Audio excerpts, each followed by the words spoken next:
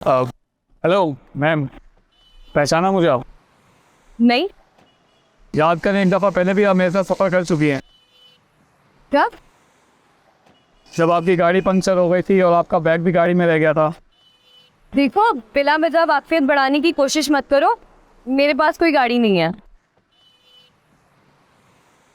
देखें, आप याद करें कि आपने मुझे गली के कॉर्नर पर स्टॉप करवाया था और आपने कहा था कि मेरा ड्राइवर आ रहा है, आपको रेंट भी दे देगा। याद आया? सुनो, मुझे लगता है तुम कुछ पी के आए हो।